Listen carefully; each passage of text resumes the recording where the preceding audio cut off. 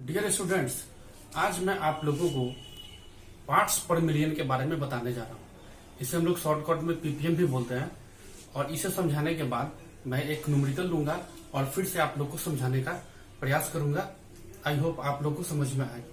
सबसे पहले बच्चों देखिए, पार्ट्स पर मिलियन होता क्या है और हम लोग इसे कैसे समझेंगे।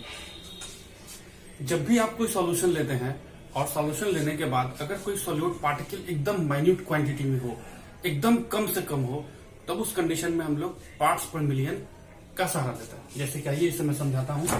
मान लीजिए बच्चों, हम लोगों ने कोई सॉल्यूशन बनाया है और इस सॉल्यूशन में आपका सॉल्वेंट कंपोनेंट मिलियन में है और जो आपका सॉल्यूट पार्टिकल है एकदम माइन्यूट, मान लीजिए एकदम 1 ड्रॉप सॉल्यूट पार्टिकल है आपका। ये आपका सॉल्यूट पार्टिकल हुआ और सॉल्वेंट पार्टिकल आपका मिलियन में है। Million that means 10 to the power 6 के फॉर्म में है। तब आप इस एक पार्टिकल का कॉन्सेंट्रेशन निकाल सकते हैं पार्ट्स पर मिलियन के through.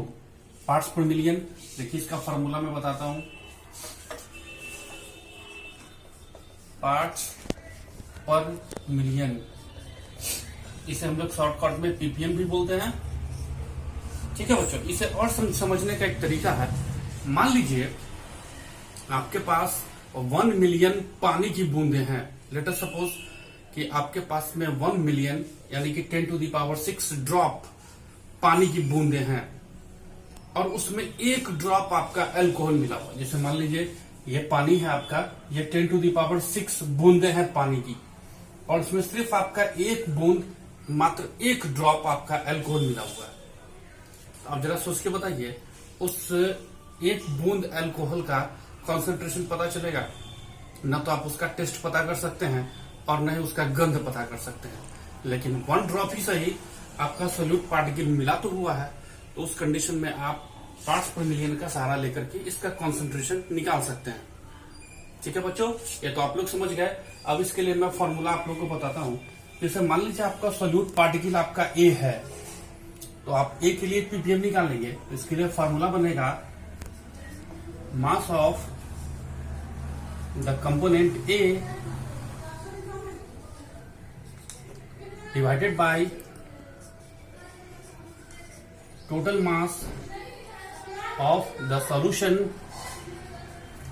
Into 10 to the power 6। ये बच्चों इसका फॉर्मूला हुआ। अब इसे समझाने के लिए मैं एक न्यूमेरिकल लेता हूं। जैसे कि क्वेश्चन है आपका, a litre of public supply water. देखेंगे बच्चों, a litre of public supply water contains about 3 into 10 to the power minus 3 gram of chlorine. तो आपसे सवाल पूछ रहा है, कैलकुलेट इट्स पीपीएम। और चलिए एक और चीज मैं बताता हूं, it's ppm and mass percent. मान के चलिए 1 लीटर आपका पानी है, ये आपका 1 लीटर पानी है और इसमें क्लोरीन जो आपका है वो आपका 3 into 10 to the power minus 3 gram मिला हुआ है। तो आप इसका पहले पीपीएम निकालिए और फिर इसका आप मास परसेंट निकाल के बताइए। तो यही आपका कंपोनेंट हुआ।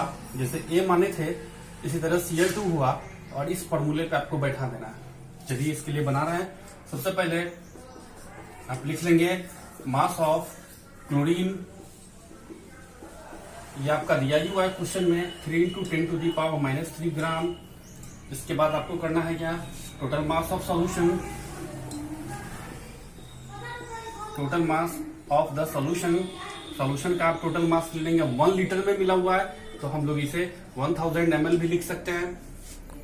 अब आप करिए, फॉर्मूले बैठाइए। इसीलिए पीपीएम ऑफ क्लोरीन ये हो जाएगा mass of chlorine divided by total mass into 10 to the power 6।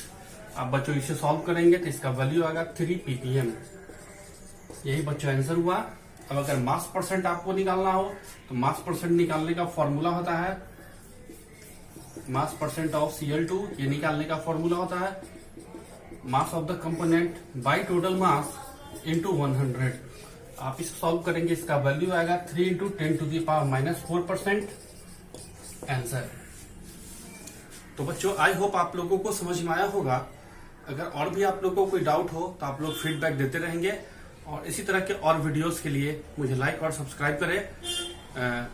I hope आप लोगों को समझ में आया।